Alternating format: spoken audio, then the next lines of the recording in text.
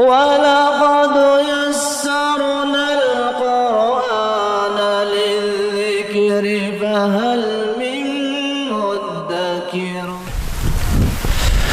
بسم اللہ والصلاة والسلام علی رسول اللہ. رب اشرح لی صدری ویسر لی امری واحلل عقدۃ من لسانی یفقہوا قولی. رب زدنی علما. محترم حاضرین، جیسے کہ پیغام قرآن کا جو سلسلہ چل رہا ہے اور آپ لوگ ماشاءاللہ اس کو سنتے آ رہے ہیں، اسی کی ایک کڑی آج ہم شروع کر رہے ہیں. شروع کرنے سے پہلے میں انتظامیہ مسجد کے اور پھر خاص کر میرے مربی اور مشفق فضیلت الشیخ عبدالغنی عمری صاحب کا شکر گزار ہوں کہ انہوں نے مجھے یہ موقع دیا کہ میں اپنے مختصر سے علم کے مطابق آپ کے سامنے اور میرے لیے کچھ ہدایات پیش کر سکوں. تو آج ہم 23واں پارے کے کچھ پیغامات سنتے ہیں اور انشاءاللہ کوشش کریں گے کہ اللہ جو پیغامات ہم کو دینا چاہتے ہیں اس پر عمل کرنے کی کوشش کریں.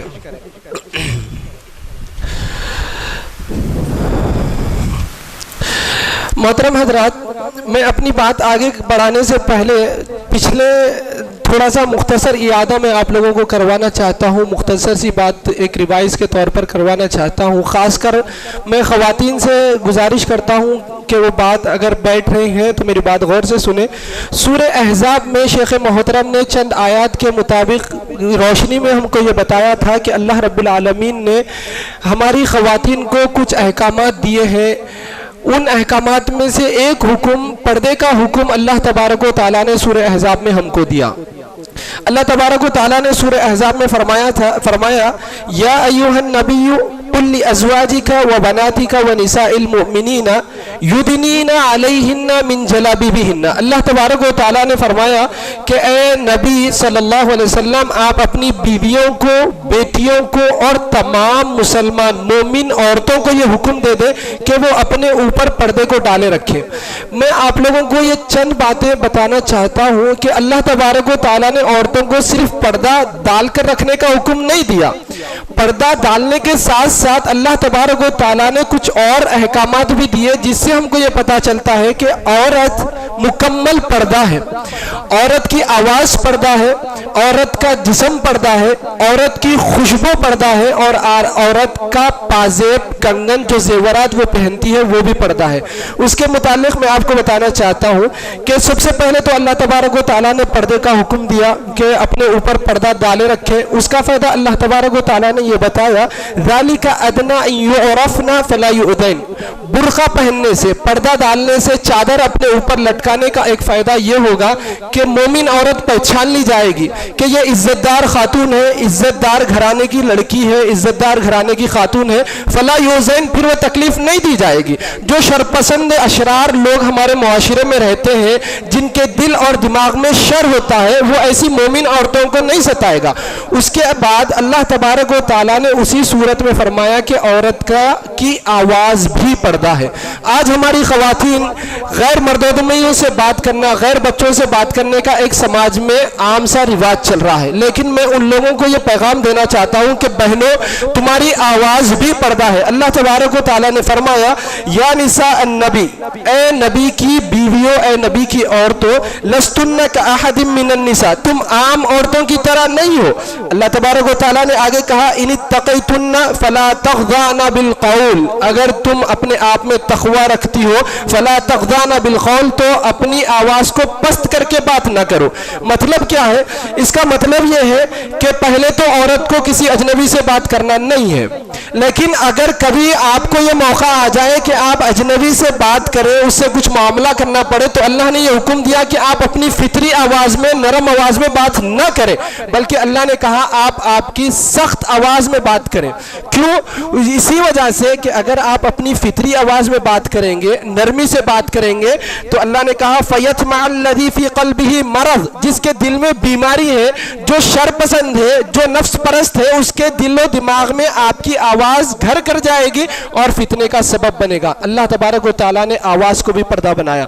بہنوں سے اور میں خاص کر ذمہ داروں سے گزارش کروں گا کہ اپنے گھروں کی حفاظت کریں، آواز کا بھی پردہ ہے. اس کے بعد اللہ تبارک و تعالیٰ نے کہا زیور بھی عورت عورت کا پردہ ہے. عورت جو زیور پہنتی ہے, کنگن ہے, پازیب ہے, یا جو بھی وہ زیور پہنتی ہے, وہ بھی اس کا پردہ ہے. اللہ تبارک و تعالیٰ نے سورہ نور میں کہا وَلَا يَضْرِبْنَ بِأَرْجُلِهِنَّ, تم اپنے پیر کو مار کر نہ چلو. اللہ تبارک و تعالیٰ نے عورتوں کو کہا کہ تم اپنے پیر کو مار کر نہ چلو, خاص کر اس وقت جب کہ تم اپنے پیروں میں پازیب پہنی ہو. لِيُعْلَمَ مَا يُخْفِينَ مِن زِينَتِهِنَّ, تاکہ تمہاری زینت دوسروں کو معلوم ہو جائے.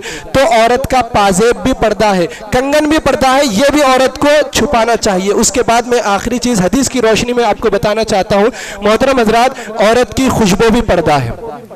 عورت کی خوشبو بھی پردہ ہے. آج ہمارے معاشرے پر بڑا افسوس ہوتا ہے, اس کا ہم کوئی خیال نہیں رکھتے. ہمارے گھرانے دیندار, ہمارے گھروں میں دین کی تعلیم ہوتی ہے, قرآن و سنت پر چلنے والے ہوتے ہیں, لیکن جب ہم اپنے گھروں سے خواتین کو لے کر جاتے ہیں تو بڑی خوشبودار خوشبو لگا کر ہماری خواتین کو ہم لے کر جاتے ہیں, لیکن ہمارے دلوں میں, ہمارے دماغ میں اللہ کا مقام و مرتبہ نہیں آتا, اور ہماری عزت کا بھی کوئی خیال نہیں ہوتا کہ ہم اپنی خاتون کو, ایک عزت دار خاتون کو اپنے ساتھ لے کر جا رہے ہیں. سنیے, اللہ کے رسول صلی اللہ علیہ وسلم فرماتے ہیں کہ ابو موسیٰ اشعری رضی اللہ تعالیٰ عنہ کہتے ہیں, جب عورت خوشبو لگا کر نکلتی ہے اور غیر مرد آدمی کے سامنے سے گزرتی ہے اس وجہ سے کہ تاکہ لوگ میری خوشبو سنیں, اللہ کے رسول نے بڑے خطرناک الفاظ استعمال کیے.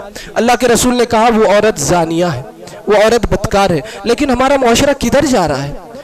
ہم کتنی غفلتوں میں پڑے ہیں, ہمارے کان پر جو نہیں رینگتی. اللہ کے رسول نے اتنی خطرناک وحی سنائی, لیکن ہم ہیں. اور سب سے بڑی چیز میں آپ لوگوں کو بتاؤں, یہ کار ہمارے لیے بڑی فتنہ ہے. ہم ہماری عورتوں کو کار میں لے کے جاتے ہیں جیسے ہم گھر کے دیوان خانے میں بیٹھے کے ہم ہماری خاتون سے بات کر رہے ہیں. بے پردہ, چہرہ چھپا نہیں ہوتا, کار میں بیٹھے میک اپ کرتی ہے ہماری خواتین. اللہ ماشاء اللہ, بہت سارے لوگ امید ہے اچھے ہوں گے, لیکن میں ہر ایک کو نہیں کہنا چاہتا, لیکن ہمارا یہ معاشرے کا المیہ ہے. کار میں جاتے ہیں بہت سارے لوگ ہماری خواتین کو بے پردہ. اور میں خاص کر ماؤں اور بہنوں سے کہنا چاہتا ہوں, آپ ہمارے گھروں کی عزت ہے, اسلام کی عزت ہے. اللہ تبارک و تعالیٰ نے آپ لوگوں کو چھپا کر رکھنے کی کوشش کی ہے, چھپا کر رکھنے کی تعلیمات دی ہے. آپ اسلام کی عزت ہے, اگر آپ بے پردہ ہو جاؤ گی تو ہماری عزتیں چلی جائے گی, اسلام کی عزت چلی جائے گی. اللہ تبارک و تعالیٰ نے آپ کو گھر کی زینت بنایا, اور آپ ہماری خواتین ہیں کہ بازار کی زینت بننا چاہتی ہے. یہ مختصر سی چند تعلیمات تھی. اس کے بعد میں آتا ہوں, اب ہم جو 23واں پارہ ہم شروع کر رہے ہیں, اس میں سورہ یاسین چل رہی ہے. سورہ یاسین 22ویں پارے میں شروع ہوئی تھی, اس میں وہی اس کا باقیہ حصہ سورہ 23ویں پارے میں ہے. اس کی اہمیت کے بارے میں, فضیلت کے بارے میں آپ نے کل شیخ محترم سے سنا. اور 23ویں پارے میں سورہ صافات شروع ہوتی ہے, مکمل صورت ہے. اور سورہ صاد شروع ہوتی ہے, وہ بھی مکمل صورت ہے. اور سورہ زمر ایک صورت ہے, وہ بھی شروع ہوتی ہے, اس کا کچھ حصہ اس پارے میں ہے. میں سب سے پہلے یاسین کے بارے میں آپ لوگوں کو بتانا چاہتا ہوں. سورہ یاسین جب شروع ہوتی ہے, اللہ تبارک و تعالیٰ نے اس میں 3 باتوں کا خصوصی طور پر ذکر کیا. ایک تو اللہ تبارک و تعالیٰ نے توحید کا ذکر کیا, اور پھر اللہ تبارک و تعالیٰ نے یہ بتایا کہ عبادات میں, دعا میں, حاجات میں, ہمارے رزق طلب کرنے میں, سب چیز میں اللہ رب العالمین اکیلا ہے. ہم کو ہماری حاجتیں, دعائیں, عبادتیں سب اللہ رب العالمین سے مانگنی چاہیے. اس کے بعد اللہ تبارک و تعالیٰ نے دوسری چیز بیان کی کہ مر کر دوبارہ تم کو اٹھ کر اللہ کی عدالت میں ٹھہرنا ہے. اللہ کی عدالت قائم ہونے والی ہے. حشر کے دن اللہ کے سامنے تم سب کو دوبارہ اٹھ کر کھڑے ہونا ہے. اس بات کو اللہ تبارک و تعالیٰ نے بتایا, اور پھر اللہ نے اس کو بھی بتایا کہ ہر ایک کے اعمال کا بدلہ دیا جائے گا. نیک ہوگا تو بدلہ دیا جائے گا اچھا, اور اگر برا ہوگا تو اس کا بدلہ جہنم دیا جائے گا. اس کے بعد اللہ تبارک و تعالیٰ نے وحی کا ذکر کیا, اور اللہ کے رسول صلی اللہ علیہ وسلم کی رسالت کو بیان کیا, اس کو ثابت کیا. میں آپ لوگوں کو یہاں پر یہ بتانا چاہتا ہوں کہ اللہ تبارک و تعالیٰ نے اس سورے میں ایک گاؤں والوں کا قصہ بیان کیا. ایک گاؤں والوں کا قصہ بیان کیا کہ اللہ تبارک و تعالیٰ نے ایک گاؤں میں 3 رسولوں کو بھیجا, تو وہ گاؤں والوں نے ان کو جھٹلایا, ان کی تکذیب کی, ان کے ساتھ اچھا رویہ نہیں اختیار کیا, اور یہاں تک کہ ان لوگوں نے ان کو قتل کرنے کے ارادے سے جمع ہو گئے. تو ایک دور دراز سے ایک آدمی بھاگتا ہوا آیا اور اپنی قوم کو سمجھانے لگا, اور اس نے اپنی قوم سے کہا کہ لوگوں, قال یا قوم اتبعوا المرسلین, اے لوگوں تم ان رسولوں کی اطاعت کر لو, یہ تم سے کوئی اجرت نہیں لیتے, اللہ کی طرف बुला रहे हैं, कोई पैसा मांग नहीं रहे हैं, ये अल्लाह की इबादत के लिए अल्लाह की इबादत की तरफ बुला रहे हैं। और क्यों ना हम अल्लाह की इबादत करें जबकि अल्लाह ने हमको पैदा किया। उस आदमी का कौल अल्लाह ने नकल किया, वमा लिया ला अबुदुल्लज़ी फतरनी व इलैहि तुरजाउन, मुझे क्या हो गया है, मैं अल्लाह की इबादत क्यों ना करूं जबकि अल्लाह ने मुझे पैदा किया और फिर उठकर उसी की तरफ जाना है। उसके बाद लोगों ने उस आदमी को भी कत्ल कर दिया और उस आदमी को भी कत्ल कर दिया। तो अल्लाह तबारक व तआला ने जब उसका बदला देने का वक्त आया तो अल्लाह तबारक व तआला ने उसको जन्नत में दाखिल कर दिया। कहा गया क़ील दुखुलिल जन्नह, उसको जन्नत में अल्लाह तबारक व तआला ने दाखिल कर दिया। और फिर वहाँ पर आदमी की सिफत देखिए, ये हम में हर एक इंसान में होनी चाहिए। वहाँ पर जब आदमी ऐशो आराम की ज़िंदगी में था, जन्नत में था, उसने अपनी कौम के बारे में अफसोस किया और कहा क़ाला या लैता क़ौमी यालमून, हाय काश मेरी कौम जान ली होती, रसूलों की इत्तिबा कर ली होती और उसका क्या अच्छा बदला मिलने वाला है, मेरी कौम जान ली होती तो कितना अच्छा है। तो इससे हमको चंद असबाक ये मिलते हैं कि सबसे पहला सबक इस वाक़े से हमको ये मिलता है कि जो लोग अल्लाह की दीन की खिदमत करते हैं, अल्लाह की खिदमत करते हैं, अल्लाह के दीन की, चाहे मसाजिद हो, मदारिस हो, दाई हो, उलमा हो, जो भी दीन की खिदमत करते हैं उनका हम सपोर्ट करना चाहिए, उनकी मदद करनी चाहिए। अगर कोई इंसान हक़ पर हो तो उसकी मदद करनी चाहिए। और फिर दूसरी बात हमको ये मालूम होती है कि अल्लाह के अलावा कोई भी, चाहे ज़िंदा हो या मुर्दा हो, हमें कोई नफ़ा और नुकसान पहुंचाने वाला नहीं है। आज हमारे जहनों में, हमारे मुआशरे में जो बड़ी अफसोसनाक बात चलती है कि हम अल्लाह के अलावा दूसरों को नफ़ा और नुकसान का मालिक बनाकर बैठे हैं। इससे हमको बचना चाहिए। हम ये यकीन रखना चाहिए कि अल्लाह ही है जो हमें नफ़ा और नुकसान पहुंचाने वाला है। और उसके बाद दीन की और दीन की खिदमत करने वालों की मदद करने का बदला अल्लाह तबारक व तआला जन्नत रखा है। अगर आप अल्लाह के घर की खिदमत करते हैं अल्लाह तबारक व तआला आपको जन्नत देगा। अगर कोई आलिम दीन की खिदमत करता है, उलमा हो, दाई हो, जो भी अल्लाह की खिदमत करता है, अगर आप उसका सपोर्ट करते हैं और उसमें आपको तकलीफ दी जाती है, क़ील दुखुलिल जन्नह, कहा जाएगा कि तुम जन्नत में दाखिल हो जाओ। तो हमको चाहिए कि हम दीन की जो भी खिदमत करते हैं उनके उसका सपोर्ट करना चाहिए, उनकी मदद करनी चाहिए। और उसके बाद जो आखिरी चीज़ मैं आपको बताना चाहता हूँ, वो आदमी जब जन्नत में चला गया तो उसने अपनी कौम के लिए अफसोस किया, कहा या लैता क़ौमी यालमून, जन्नत में जाकर उसने कहा कि हाय काश मेरी कौम ये जान ली होती। इससे हमको ये पैगाम मिलता है, इससे हमको ये पैगाम मिलता है कि लोगों के लिए हमको नरम रवैया इख्तियार करना चाहिए। लोगों के लिए, कौम के लिए, जो लोग हमसे दूर है, चाहे गैर मुस्लिमीन हो, जो हमसे जाहिली करता है, हम उसके साथ अच्छे रवैये से पेश आए, नरम मिजाजी पैदा करें, अच्छे अखलाक पैदा करें, अल्लाह के रसूल सल्लल्लाहु अलैहि वसल्लम की सीरत पढ़े। जैसे इस इंसान ने, उसको कत्ल कर दिया गया, उसने अल्लाह के पास पहुंचकर जन्नत हासिल की। हमको भी चाहिए कि हम नरम मिजाजी इख्तियार करें और अल्लाह के दीन की खिदमत करें। उसके बाद अल्लाह तबारक व तआला ने आयत 71, 72 और 73 में जानवरों का जिक्र किया।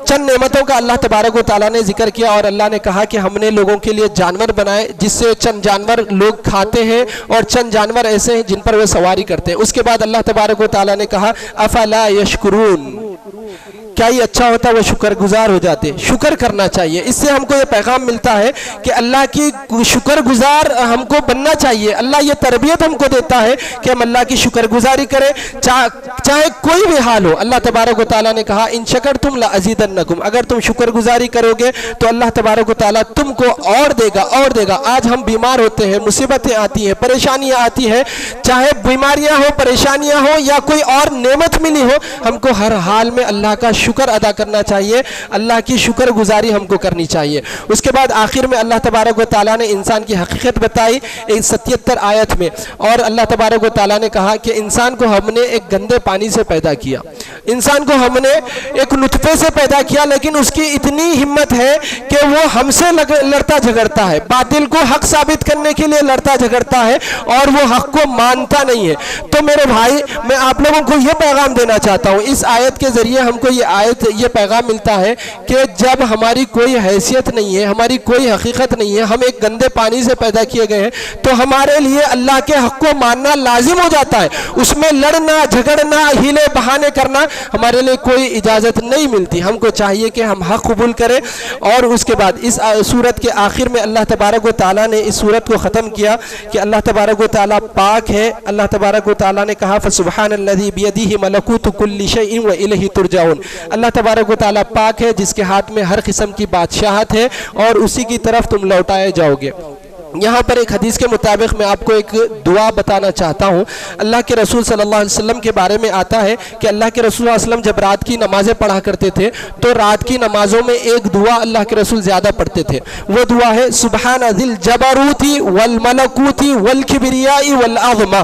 اللہ کے رسول صلی اللہ علیہ وسلم کی یہ دعا ہم کو ملتی ہے۔ صحابی کہتے ہیں اللہ کے رسول نے سورہ بقرہ ایک رکعت میں شروع کر دی، لمبا قیام کیا اور جب رکوع میں گئے تو تقریباً اس کے برابر رکوع کیا، اور وہاں پر انہوں ذکر کرتے ہیں رکوع میں اللہ کے رسول نے یہ دعا پڑھی سبحان ذی الجبروت والملکوت والکبریاء والعظمہ۔ ذرا سوچئے کتنے بار اللہ کے رسول نے یہ دعا پڑھی ہوگی۔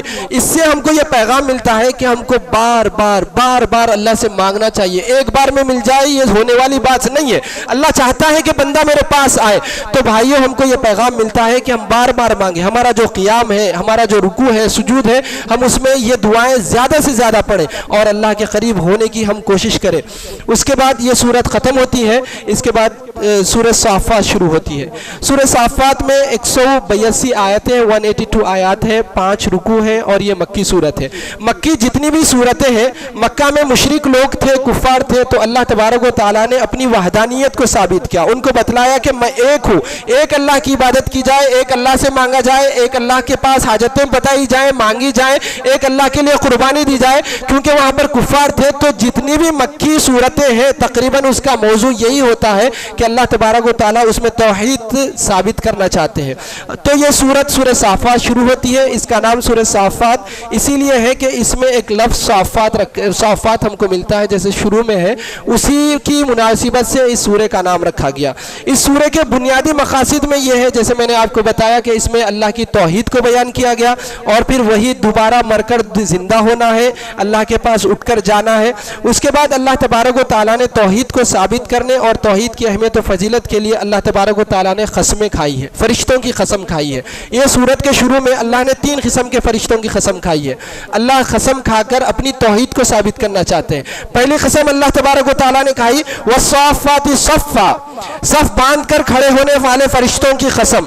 اس سے ہم کو یہ معلوم ہوتا ہے کہ اللہ کے پاس فرشتے ایسے ہیں جو ہمیشہ اللہ کے پاس صف باندھے اللہ کے حکم کا انتظار کرتے رہتے ہیں، اللہ کی عبادت میں لگے رہتے ہیں، لیکن ہم انسان ہیں کہ اللہ کی عبادت سے منہ موڑے جاتے ہیں۔ اللہ کے رسول صلی اللہ علیہ وسلم کے بارے میں آتا ہے کہ ایک حدیث میں ہے کہ ایک مرتبہ اللہ کے رسول صلی اللہ علیہ وسلم ہمارے پاس نکلے، ہماری طرف نکلے، صحابہ کہتے ہیں اس کے بعد اللہ کے رسول نے کہا کہ لوگوں صف ایسی بناؤ جیسے فرشتے اللہ کے پاس صف بناتے ہیں۔ صحابہ نے پوچھا اللہ کے رسول کیسے فرشتے صف بناتے ہیں؟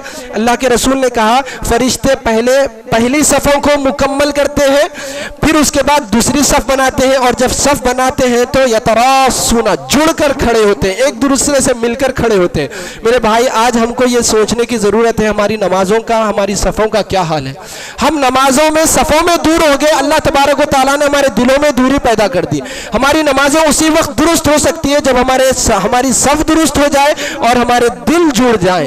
تو ہمارا یہ پیغام ہے، اس آیت کی روشنی میں ہم کو چاہیے کہ ہم صفیں درست کریں۔ اس کے بعد دوسری قسم اللہ تبارک و تعالیٰ نے ایسے فرشتوں کی کھائی فالزاجرات زجرا، ایسے فرشتوں کی قسم جو بادلوں کو ہانک کر لے کر جاتے ہیں ایک جگہ سے دوسری جگہ۔ جو ہم کو بادل ایک جاتا ہوا دکھتا ہے وہ اصل میں اس کو فرشتے ہانک کر لے کر جاتے ہیں۔ اور بعض روایت میں ہم کو ملتا ہے یہ وہ فرشتے ہیں جو لوگوں کو اللہ کی جو لوگ نافرمان ہوتے ہیں وہ نافرمان لوگوں کو فرشتے روکتے ہیں، ان کو ڈراتے ہیں، دھمکاتے ہیں۔ یعنی جو نافرمانیاں بندہ کرتا ہے ایسے نافرمان بندوں کو فرشتے روکتے ہیں۔ اس کا ثبوت ہمیں کیسے ملتا ہے؟ اللہ کے رسول صلی اللہ علیہ وسلم کی حدیث میں ہمیں ملتا ہے۔ رمضان کے شروع سے ہم یہ حدیث سنتے آئے ہیں۔ اللہ کے رسول نے ایک حدیث میں فرمایا جب رمضان شروع ہوتا ہے تو ایک ندا لگانے والا فرشتہ ندا لگاتا ہے اور اس کی ندا ہوتی ہے یا باغی الخیر اقبل، اے خیر کے کام کرنے والے کام کرتا جا، بھلائیاں کرتا جا، اچھائیاں کرتا جا۔ اس کے بعد وہ کہتا ہے یا باغی الشر اقصر، اے برائی کرنے والے رک جا رک جا رک جا۔ لیکن یہ ندا ہم کو لگنے کے باوجود بھی چند ایسے بدنصیب بدبخت ہمارے معاشرے میں رہتے ہیں کہ رمضان میں بھی ان کی بدبختیاں ختم نہیں ہوتی، بدعمالیاں ختم نہیں ہوتی، وہ معاشرے کے ڈر سے روزہ رہ جاتے ہیں، لیکن جیسے ہی روزہ ختم ہوا شراب نوشی، سگریٹ نوشی، تمباکو، ایسے بد قسم اور بدعمالیاں، جھوٹ، کینہ، کپٹ، ایک دوسرے کی برائی روزے میں ہو یا روزے کے بعد ہو، یہ سب شروع ہو جاتی ہے۔ میرے بھائی، اللہ کے رسول نے کہا رمضان کے شروع سے یہ فرشتہ ندا لگاتا ہے، خیر کے کام کرنے والے خیر کا کام کرتے جا کرتے جا کرتے جا، اور برائی کا کام کرنے والے رک جا، اللہ کے واسطے رک جا۔ تو اس کا مطلب یہ ہے کہ چند فرشتے ایسے ہیں جو ہم کو اللہ کی نافرمانیوں سے روکتے ہیں۔ اور تیسری قسم فرشتوں کی یہ ہے جس کی اللہ نے قسم کھائی، فالتالیات ذکرا، تیسری قسم کے فرشتے وہ ہیں جو اللہ کا ذکر کرتے ہیں، اللہ کی تلاوت کرتے ہیں۔ احادیث میں ہم کو ملتا ہے کہ فرشتے اللہ کی یہ جو مقدس کتاب ہے، قرآن جو کتاب ہے، فرشتے بھی اس کی تلاوت کرتے ہیں۔ یہ اتنی مقدس اور بابرکت کتاب ہے جس کی تلاوت فرشتے کرتے ہیں، لیکن ہم بدقسمت انسان ہیں۔ اللہ تبارک و تعالیٰ نے پیارے نبی پر اتارا، رمضان جیسے مقدس مہینے میں اتارا، جس مہینے میں جس رات میں یہ نازل ہوئی وہ مہینہ وہ رات مبارک بابرکت ہو گئی، لیکن ہم انسان اتنے بدقسمت ہیں، اس سے پڑھنے سے دور، اس میں غور فکر کرنے سے دور، اس کو پھیلانے سے دور، اس پر عمل کرنے، اس میں غور و فکر کرنے سے دور۔ تو میرے بھائی، ہم کو یہ پیغام ملتا ہے کہ ہم کو یہ تلاوت کرنی چاہیے۔ تو اللہ تبارک و تعالیٰ نے تین قسم کے فرشتوں کی قسم کھا کر یہاں پر بتلایا کہ یہاں توحید کو ثابت کیا۔ اور دوسری چیز یہاں پر ایک بات ہم کو یہ معلوم ہوتی ہے، چونکہ اللہ تبارک و تعالیٰ مالک ہے، رب ہے، اللہ کے لیے یہ اختیار ہے کہ وہ کسی بھی چیز کی قسم کھا سکتا ہے، لیکن انسان کے لیے جائز نہیں کہ وہ اللہ کے علاوہ کسی اور کی قسم کھائے۔ تو ہم کو ایسی آیات پر غور و فکر کرنا چاہیے۔ اس کے بعد اللہ تبارک و تعالیٰ نے آیات 22 سے 34 تک چند آدمیوں کا مکالمہ بیان کیا ہے، لوگوں کا مکالمہ بیان کیا، یعنی ایسے لوگ جو بروں کی اتباع کرتے تھے، بروں کی پیروی کرتے تھے، وہ برے لوگ بھی وہاں پر اللہ کے سامنے موجود ہوں گے، اور جو گمراہ کرتے تھے وہ بھی موجود ہوں گے۔ مثلا میں مثال دے کر بتلانا چاہتا ہوں، اگر کوئی دوست ہے جس کا دوسرا ایک برا دوست ہے، اگر کوئی دوست اپنے ساتھی کو فلم لے جاتا ہے، برے کاموں میں لے کے جاتا ہے، برے وغیرہ کاموں میں رکھتا ہے، تو ایسا وہ برا دوست بھی جو برائی کرواتا ہے اور وہ دوست بھی جو برائی کرتا ہے، یا ایسے لوگ جو گمراہ لوگوں کی پیروی کرتے ہیں، اتباع کرتے ہیں، غیر اللہ کی عبادت کرتے ہیں، وہ لوگ بھی وہاں موجود ہوں گے، اور وہ لوگ بھی جو عبادت کرواتے ہیں وہ لوگ بھی اللہ کے پاس حاضر ہوں گے، اور وہ آپس میں ایک دوسرے سے بات چیت کریں گے۔ وہ لوگ کہیں گے جو اتباع کرتے تھے تم نے ہم کو گمراہ کیا، جو وہ لوگ کہیں گے جو گمراہ کرتے تھے ان لوگوں نے کہا بھائی ہم نے گمراہ نہیں کیا، تمہارے پاس کتاب آئی تھی، ایمان تھا، تم ایمان رکھنا تھا، ہم تم کو گمراہ نہیں کیے۔ اس کے بعد اللہ تبارک و تعالیٰ نے انجام بتلایا کہ یہ دونوں لوگ جو گمراہ ہوتا ہے، جو گمراہ کرتا ہے، جو غیروں کی پیروی کرتا ہے، جو پیروی کرواتا ہے، جو غیروں کی عبادت کرتا ہے، جو غیر اللہ کے علاوہ اپنی عبادت کرواتا ہے، یہ سب کے سب ایک ساتھ جہنم میں ہوں گے۔ اس کے بعد اللہ تبارک و تعالیٰ اس میں یہی بتلایا کہ ایسے لوگ آپس میں ایک دوسرے سے مکالمہ کرنے کے بعد ان کو جہنم میں ڈال دیا جائے گا۔ اس کے بعد ہم آگے بڑھتے ہیں، جیسے ایک حدیث میں بھی ہم کو ملتا ہے، میں خاص کر اپنے نوجوان ساتھیوں سے گزارش کرنا چاہتا ہوں، اللہ کے رسول صلی اللہ علیہ وسلم نے فرمایا المرء علی دین خلیلہ، المرء علی دین خلیلہ، انسان اپنے دوست کے دین پر ہوتا ہے، طریقے پر ہوتا ہے، فلینظر من یخالل، تو انسان کو چاہیے کہ وہ غور کر لے، فکر کر لے وہ کیسے انسان سے دوستی کر رہا ہے۔ میرے بھائی، میں آپ لوگوں کو پیغام دینا چاہتا ہوں، کل قیامت میں خواتین بہنوں سے بھی کہنا چاہتا ہوں، بھائیوں سے بھی، نوجوانوں سے گزارش کرنا چاہتا ہوں، کل قیامت میں افسوس کے ہاتھ ملنے سے بہتر ہے، کل قیامت میں اپنے انگلیاں چبا کر یہ کہنے سے بہتر ہے کہ ہائے میں اس کو دوست نہ بنایا ہوتا، ہائے اس کے ساتھ میں گیم نہ کھیلا ہوتا، ہائے اس کے ساتھ میں نماز چھوڑ کر گپ شپ نہ کیا ہوتا۔ یہ افسوس کرنے سے بہتر ہے میرے بھائی، اپنا جائزہ لے لو، دنیا میں اپنے دوست کا جائزہ لے لو، اور کس سے دوستی کر رہے ہو، کس کے ساتھ اٹھ رہے بیٹھ رہے ہو، یہ جائزہ لے لو، کل قیامت میں کامیاب ہو جاؤ گے۔ اور میں اپنے بہنوں سے بھی گزارش کرنا چاہتا ہوں، جب وہ کالج جاتی ہے، کہیں اور جاتی ہے، اپنی سہیلیوں کا بھی وہ غور و فکر کرے کہ ان کی سہیلی کیسی ہے، کہیں ان کو بے پردگی کی طرف تو نہیں لے کے جا رہی ہے، کہیں غیر کام کی طرف تو نہیں لے کے جا رہی ہے، یہ ہم کو جائزہ لینے کی ضرورت ہے۔ تو ایسے لوگ کل قیامت میں نقصان اٹھانے والے ہیں۔ اس کے بعد اللہ تبارک و تعالیٰ نے آگے مختلف انبیاء کی مثالیں دی، توحید کو ثابت کرنے اور اللہ کے رسول صلی اللہ علیہ وسلم کو یہ تسلی دینے کہ اگر یہ لوگ جھٹلاتے ہیں تو نبی آپ فکر فکر نہ کرے. ایسی بہت ساری قومیں گزر گئی. اس کے بعد اللہ تبارک و تعالیٰ نے انبیاء کے بھی قصے ذکر کیا کہ وہ کیسے فرما بردار تھے, کیسے انہوں نے اللہ کی اطاعت کی اور بغیر چوں و چرا, بغیر کسی جھجک کے انہوں نے اللہ کی عبادت کی اور اللہ کے حکم کو تسلیم کیا. خاص کر اللہ نے حضرت نوح, ابراہیم, موسیٰ, ہارون, الیاس, لوط, یونس علیہ السلام وغیرہ کا ذکر کیا. میں یہاں پر ایک دو نبی کا ذکر آپ کے سامنے بتاتا ہوں. سب سے پہلے نبی حضرت ابراہیم علیہ السلام کو ہم لیتے ہیں. ابراہیم علیہ السلام کے بارے میں ہم نے بہت سارا سنا, پڑھا اور ہمیں ان کی ایک سنت کو ہم بقرعید میں ہمیں ہر سال تازہ کرتے ہیں. لیکن میں آپ لوگوں کو بتانا چاہتا ہوں یہ مقام پر حضرت ابراہیم علیہ السلام کب پہنچے اور کیسے پہنچے. سب سے زیادہ آزمائے جانے والے نبی حضرت ابراہیم علیہ السلام تھے. بچے سے آزمایا, بیوی سے آزمایا, گھر والوں سے آزمایا. اللہ تبارک و تعالیٰ نے ہر چیز سے ان کو آزمایا. اس کے بعد اللہ تبارک و تعالیٰ نے ان کو یہ مقام و مرتبہ دیا. اللہ تبارک و تعالیٰ نے ان کو ہدایت دی اور نبوت بھی عطا کی. اس کے بعد اللہ تبارک و تعالیٰ نے اس صورت میں خاص کر جو ابراہیم علیہ السلام کا واقعہ نقل کیا وہ ان کے بیٹے کے ساتھ ان کا واقعہ ذکر کیا. اللہ تبارک و تعالیٰ نے ان کے خواب کو ذکر کیا.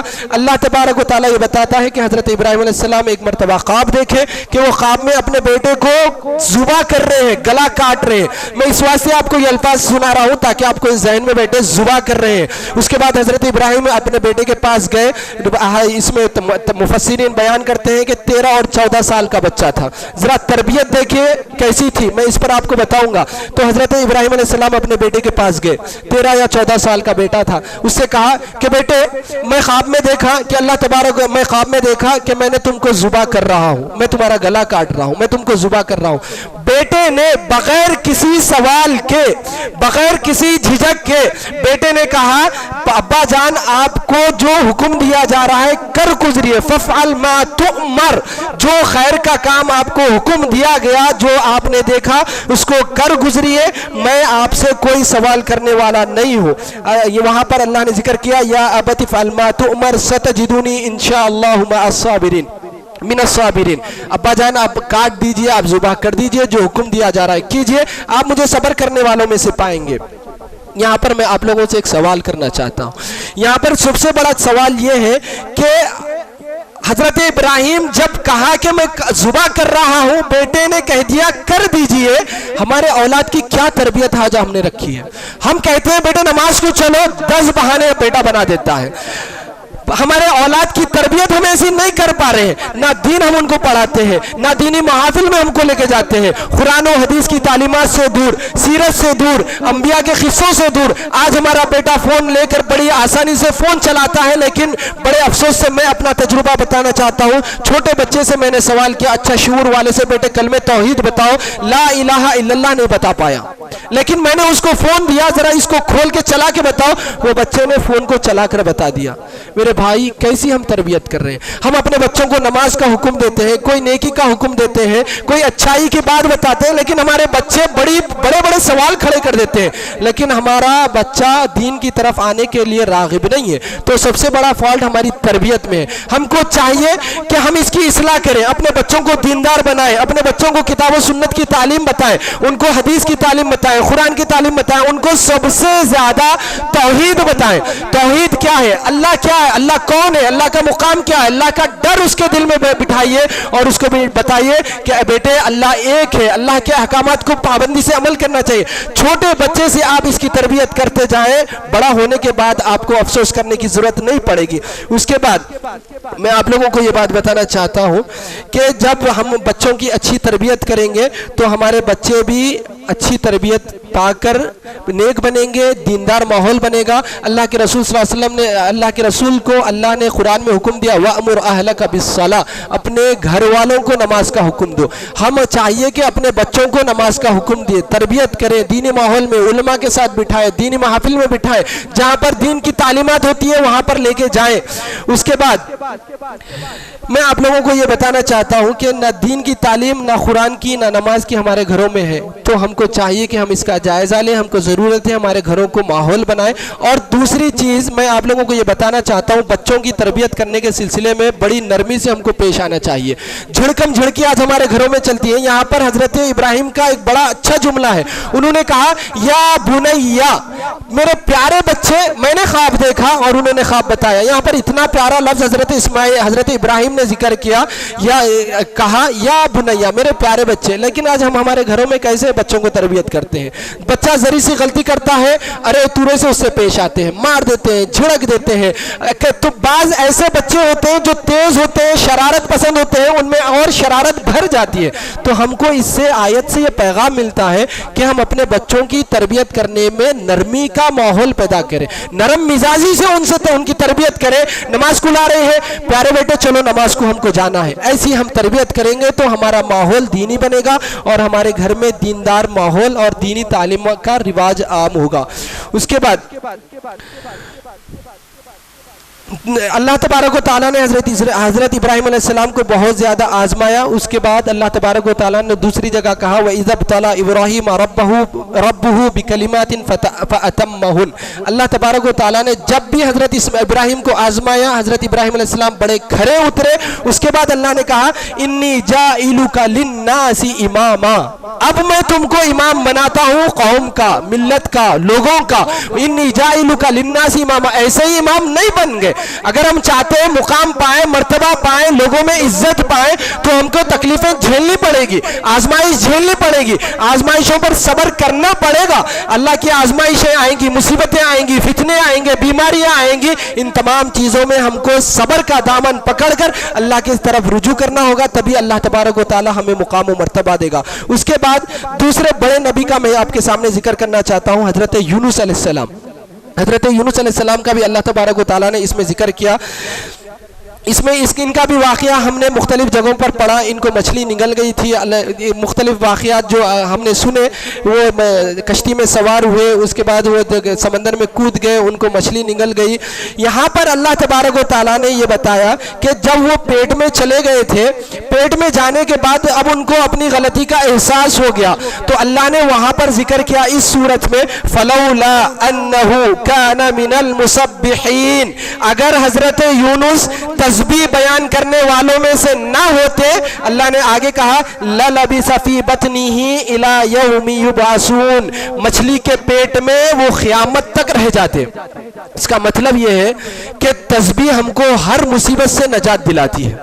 سب سے آسان مفہوم یہی ہے.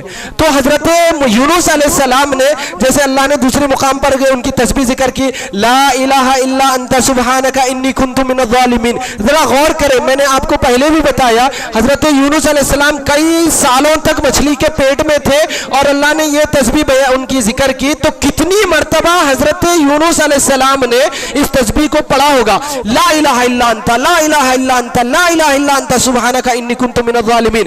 بار بار حضرت یونس علیہ السلام پڑھے ہوں گے, تبھی اللہ تبارک و تعالیٰ نے کہا انہوں نے تسبیح بیان کی, ہم نے ان کو مچھلی کے پیٹ سے لا دیا. ہم کو یہاں پر یہ پیغام ملتا ہے کہ محترم حضرات, محترم عزیز دوستوں, نوجوان ساتھیوں سے میں گزارش کروں گا کہ اگر ہم کسی مصیبت میں مبتلا ہیں, کاروبار میں ہو یا گھریلو ماحول میں ہو یا ازدواجی زندگی میں ہو یا کسی بھی طریقے میں ہم آزمائش میں مصیبت میں مبتلا ہو جائیں, تو ایسی تسبیحات کو اپنا معمول بنا لو. اللہ تبارک و تعالیٰ خود بخود ہم کو نکلنے کے راستے بنا دے گا. اللہ تبارک و تعالیٰ کے پاس آؤ, گڑ گڑاؤ. ہم ایسے جگہ پر جاتے ہیں جہاں رستے بننے والے نہیں ہیں, جہاں ہم کو رستے نکلنے والے نہیں ہیں.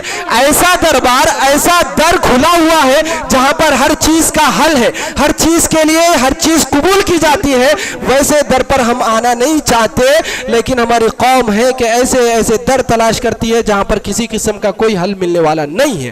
تو ہم گزارش کرتے ہیں آئے اللہ کے در کے پاس, اور خاص کر جب رمضان چل رہا ہے اپنی مصیبتوں کو اللہ کے پاس بیان کرے, بتائے اللہ جو بھی پریشانی ہو, اللہ میں کاروبار میں پریشان ہوں, اللہ کے پاس بتائیں, گڑ گڑائیں, روئیں. اللہ ہمارا دامن بھرے گا, ہماری مصیبتوں کو ہلکا کرے گا, ہماری مصیبتوں کو ختم کرے گا اور ہماری آزمائش کو ختم کرے گا. تو حضرت یونس علیہ السلام کی اس واقعے سے ہم کو یہ ملتا ہے کہ ہم کو بار بار تسبیح پڑھنی چاہیے, اللہ کا ذکر کرنا چاہیے, تسبیحات ہمارے زبان پہ ہونی چاہیے. اس کے علاوہ اور بھی تسبیحات اللہ کے رسول نے ہم کو سکھائی ہے. سبحان اللہ والحمد للہ ولا الہ الا اللہ واللہ اکبر, سبحان اللہ وبحمدہ, बिहम्दिही सुब्हानल्लाहिल अज़ीम, ऐसे बहुत सारे चीज़ें। तो इन तमाम चीज़ों से हमको चंद जो असबाख मिलते हैं, एक तो तकलीफ़ और परेशानी मुसीबत में हर चीज़ में अल्लाह की तरफ रुजू होना चाहिए। जब तक अल्लाह का कोई हुक्म नहीं होगा हमको कोई चीज़ नफ़ा और नुकसान पहुँचाने वाली नहीं है।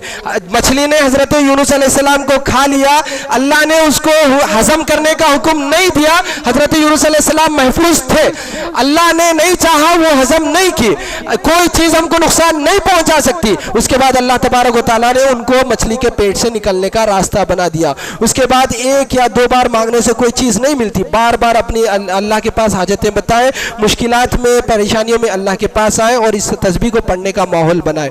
आखिर में अल्लाह तबारक व तआला ने इस सूरह को खुद अपनी तस्बीह से ख़त्म किया। अल्लाह तबारक व तआला ने इस सूरत के आखिर में कहा सुबहान रब्बिका रब्बिल इज़्ज़ति अम्मा यसिफून। लोग जितनी भी चीज़ें करते हैं, बयान करते हैं अल्लाह के ख़िलाफ़, अल्लाह की चीज़ों में जो रद्द बदल करते हैं, इन तमाम चीज़ों से अल्लाह तबारक व तआला पाक है। व सलामुन अलल मुरसलीन वल्हम्दुलिल्लाहि रब्बिल आलमीन, और अल्लाह तबारक व तआला के लिए तमाम तारीफ़ें हैं। उसके बाद मैं आप लोगों को मुख्तसर तौर पर अपनी बात ख़त्म करने की तरफ आता हूँ। सूरह साद शुरू होती है, सूरह साफ़ात के बाद सूरह साद शुरू होती है। सूरह साद में अल्लाह तबारक, ये भी सूरत मक्की है, 88 आयत है और 5 रुकू है। इब्तिदा में सूरह हरफ साद है, इसी मुनासिबत से इसका नाम रखा गया। सूरत के नाम रखने में मैं आप लोगों को बताना चाहता हूँ, मुफस्सिरीन ने यह बताया कि कोई बड़ा वाक़या होना और उसकी मुनासिबत से सूरह का नाम रखा जाना ज़रूरी नहीं है। ये अल्लाह की हिकमतें हैं, अल्लाह के रसूल सल्लल्लाहु अलैहि वसल्लम को बताई गई, अल्लाह के रसूल सल्लल्लाहु अलैहि वसल्लम ने इसको मुकर्रर किया। तो इसी मुनासिबत से सिर्फ हरफ साद पर इस सूरत का नाम रखा गया।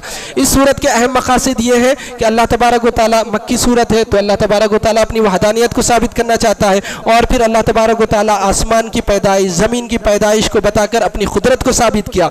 इसी तरह रसूल सल्लल्लाहु अलैहि वसल्लम की रिसालत की तस्दीक की और इस पर दलाइल पेश किए। और फिर हज़्ब मामूल मक्की सूरत है तो दोबारा उठाए जाने पर अल्लाह तबारक व तआला ने उनको बतलाया कि तुमको दोबारा उठकर अल्लाह के पास हाजिर होना है। मेरे भाई, मैं आप लोगों को ये बताना चाहता हूँ, हमको ये पैगाम मिलता है कुरान से कि दोबारा उठाए जाने को हमारे जहनों में हम ड्रिल कर लेना चाहिए, बिठा लेना चाहिए। अल्लाह के पास हाजिर होना है, उसी के बाद हमारे हर मामलात आसान हो जाएंगे। हम पाबंद बन जाएंगे अहकामात के, हम पाबंद बन जाएंगे दीनी तालीमात के, नमाजों के, रोज़ों के, हर चीज़ के हम पाबंद हो जाएंगे। कब?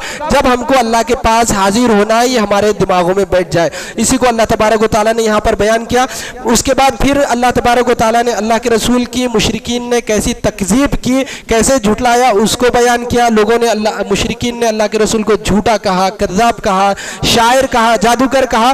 तो अल्लाह तबारक व तआला ने अल्लाह के रसूल को तकज़ीब की और उनकी इस तकज़ीब पर अल्लाह के रसूल सल्लल्लाहु अलैहि वसल्लम को तसल्ली दी और सब्र की तलक़ीन की। तसल्ली करने के लिए, अल्लाह के रसूल को तसल्ली देने के लिए अल्लाह तबारक व तआला ने मुख्तलिफ कौमों का जिक्र किया। अल्लाह के रसूल को यह बताया, तसल्ली दी कि आप परेशान ना हो, आप कोई ज़्यादा मुसीबत, अपने आप को मुसीबत में ना डालें। ऐसे बहुत सारी कौमें गुजरी, इनकार किया और उनका अंजाम वो पा लिए। ये तसल्ली अल्लाह तबारक व तआला ने अल्लाह के रसूल को दी। कौम नूह, हूद, कौम आद, फिरौन, कौम लूत और समूद वगैरह के वाक़ियात अल्लाह के रसूल के सामने पेश किए। उसके बाद सब्र की भी तलक़ीन अल्लाह के रसूल को अल्लाह तबारक व तआला ने की। सब्र की तलक़ीन करने के लिए अल्लाह तबारक व तआला ने अंबिया के वाक़ियात अल्लाह के रसूल को सुनाए। अल्लाह तबारक व तआला ने दाऊद अलैहिस्सलाम, सुलेमान, अय्यूब, इब्राहीम, इसहाक़ और इस्माइल अलैहिस्सलाम के क़िस्से सुनाकर कहा कि बंदे मुश्किलात में हमारी इबादत करते थे, हमारे से रुजू होते थे, हमारी तरफ आते थे, आप सब्र करें। ये बंदे भी सब्र करते थे, तो आप सब्र करें, आपका बदला अच्छा होगा। तो अल्लाह तबारक व तआला ने इन अंबिया का जिक्र किया और इनकी तारीफ़ की। उसके बाद मुत्तक़ियों के लिए जन्नतों की नेमतें अल्लाह तबारक व तआला ने बताई और मुशरिकों के लिए क्या अंजाम होगा, उनके लिए जहन्नम है, वहाँ की जहन्नम की कैफियत अल्लाह तबारक व तआला ने बताई। उसके बाद आखिर में अल्लाह तबारक व तआला ने आदम अलैहिस्सलाम का क़िस्सा बयान किया, आदम और इब्लीस का क़िस्सा बयान किया कि अल्लाह तबारक व तआला ने कैसे इब्लीस को हुक्म दिया था आदम को सजदा करने के लिए, कैसे उसने इनकार किया और फिर उसके बाद अल्लाह तबारक व तआला ने उसको जन्नत से निकाल दिया। निकलते वक्त शैतान ने अल्लाह से मोहलत मांगी। मेरे میرے بھائی ذرا غور سے سننا، شیطان اللہ سے یہ مہلت لے کر آیا ہے کہ میں تیرے بندوں کو بھٹکاؤں گا، بہکاؤں گا، تجھ سے دور کروں گا۔ تو اللہ تبارک و تعالیٰ نے کہا جا بھٹکا، گمراہ کر، لیکن میرے وہ بندے جن کو میں بچا لوں، جو میرا مقام اپنے دل میں رکھتے ہیں، ڈر رکھتے ہیں، میرے پاس آتے ہیں، وہ بندوں کو تو کچھ نہیں بگاڑ سکتا، وہ بندوں کو تو کچھ نہیں کر سکتا۔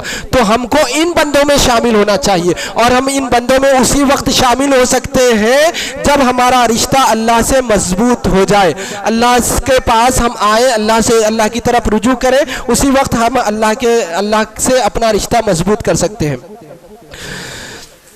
اس کے بعد اب جب ہم آگے بڑھتے ہیں تو اس میں یہاں پر ہم کو ایک دو پیغامات یہ ملتے ہیں۔ اللہ تبارک و تعالیٰ نے سورہ کے شروع میں کہا کم اہلکنا من قبلہم، اللہ نے کہا کہ کم اہلکنا من قبلہم من قرن فنا دو ولا تحین مناس، بہت سارے لوگوں کو ہم نے ہلاک کر دیا، لیکن جب ہلاک ہونے کا وقت آیا تو ان لوگوں نے چیخو پکار کی، رویا، گڑ گڑایا، ہم سے توبہ و استغفار کی، فلا تحین مناس، اب کوئی چھٹکارا نہیں ہے، اب کوئی بچنے والا نہیں ہے۔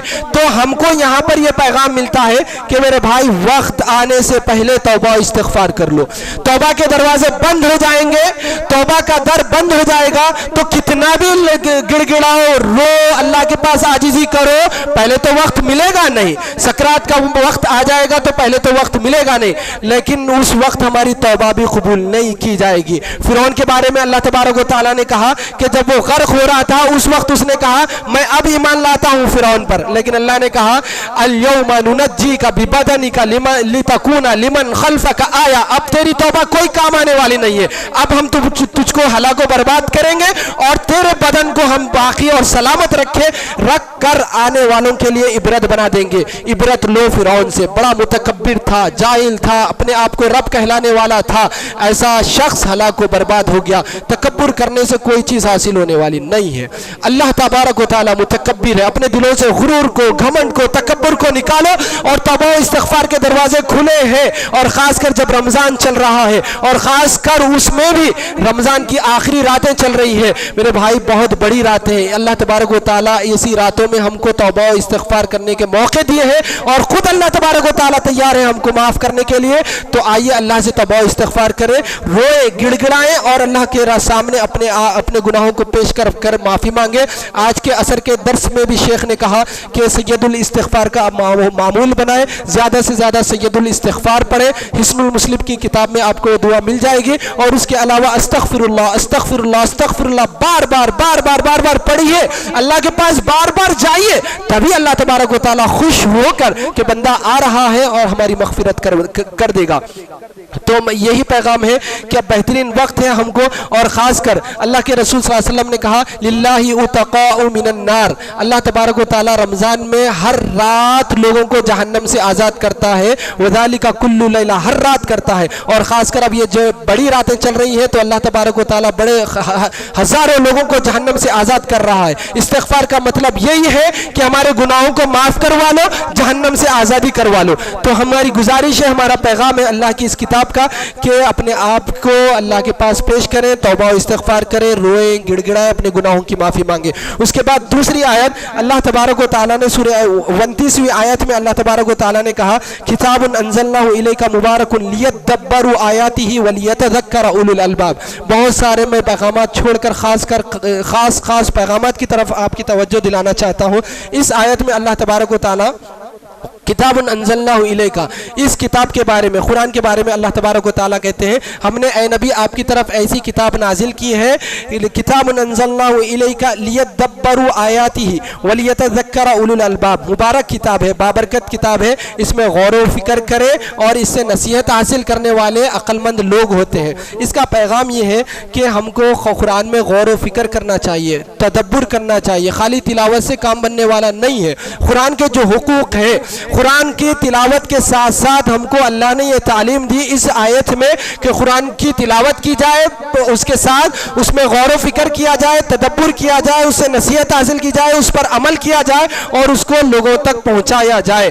تو ہم کو یہی چیز ملتی ہے، یہ جب کتاب ہمارے ہاتھوں میں ہے تو اس کو پڑھنے کا ماحول بنائے۔ ہم تو رمضان میں بار بار اس کتاب کو پڑھ رہے ہیں، لیکن میری آپ سے گزارش ہے کہ میرے بھائی محترم حضرات، رمضان کے بعد بھی کم سے کم ہر نماز کے بعد 5 منٹ صحیح ایک آیت صحیح، آدھا صفحہ صحیح، ایک صفحہ صحیح اپنی زندگی کا معمول بنا لیجئے۔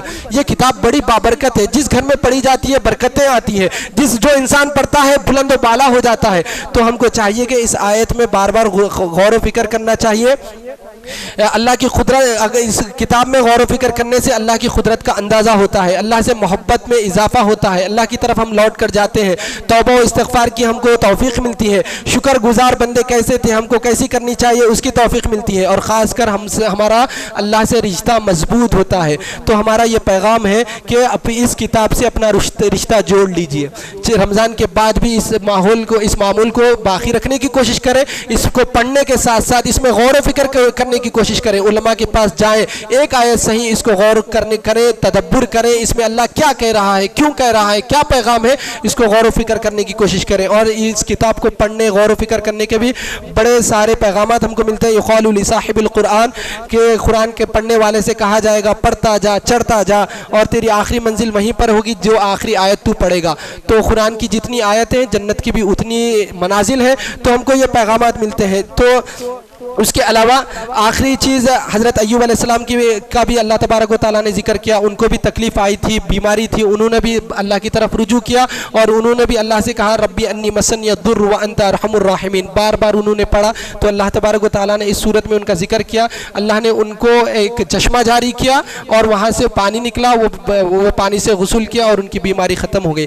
بہرحال یہ پیغامات ہم کو ملتے ہیں، پیغامات ملنے کے بعد اگر ہم اس پر عمل نہیں کرتے تو ہم بڑے بدنصیب ہوتے ہیں۔ ہم کو چاہیے کہ ان پیغامات پر عمل کرنے کی کوشش کریں، اور خاص کر اس میں بھی اللہ تبارک و تعالیٰ نے آخر میں حضرت آدم علیہ السلام کا اور ابلیس کا قصہ ذکر کیا۔ یہاں پر میں آپ لوگوں کو بتانا چاہتا ہوں، ابلیس نے ایک سجدے کا انکار کیا، وہ جنت سے دھتکارا گیا، رجیم ہو گیا، مردود ہو گیا۔ ہم کتنے سجدے چھوڑتے ہیں، ہم کو اپنی فکر کرنی چاہیے، اور خاص کر نمازوں کے ساتھ ساتھ نماز فجر کی ہم کو فکر کرنی چاہیے۔ اللہ کے رسول نے کہا فجر کی نماز کی 2 رکعت سنتیں دنیا میں جتنی چیزیں ہیں سب سے بہترین ہے، لیکن ہم بدنصیب اتنے ہیں کہ انہی 2 رکعت کو چھوڑ کر ہمارا گھرانہ سوتا ہے، گھر والے سوتے ہیں، ہمارا باپ سوتا ہے، ماں سوتی ہے، بچے سوتے ہیں، کوئی ایک فرد نماز کو آتا ہے۔ ان چیزوں کو ہمیں اپنانے کی ضرورت ہے۔ بہرحال ان چیزوں پر میں اپنی بات کو ختم کرتے ہوئے، اس کے بعد سورہ زمر شروع ہوتی ہے۔ سورہ زمر میں بھی اللہ تبارک و تعالیٰ نے چند پیغامات دیے، تھوڑا سا اس کا یہ ہے قصہ ہے جو کل انشاءاللہ آپ سنیں گے۔ میں اسی بات پر اپنی بات ختم کرتے ہوئے اللہ رب العالمین سے دعا کرتا ہوں کہ رب العالمین جو باتیں کہی گئی ہیں، رب العالمین سب سے پہلے مجھے اور میرے گھر والوں کو عمل کرنے کی توفیق عطا فرما۔ اللہ قرآن کے پیغامات میں غور و فکر کرنے، قرآن میں تدبر کرنے کی ہمیں توفیق عطا فرما۔ قرآن سے کیا پیغام ہم کو ملتا ہے اس کو اپنی زندگی میں لا کر عمل کرنے کی توفیق عطا فرما۔ اللہ قرآن کی برکتیں ہماری زندگی میں نازل فرما، اللہ قرآن کی برکتیں عطا فرما، رحمتیں ہمیں عطا فرما۔ اللہ ہماری مغفرت فرما دے، ہماری توبہ و استغفار کو قبول فرما، ہماری عبادتوں کو، نماز کو، قیام کو اللہ رب العالمین قبول فرما لے۔ اللہ ہمارے ہر چیز کو قبول فرما لے۔ ربنا تقبل منا انک انت السمیع العلیم وتب علینا انک انت التواب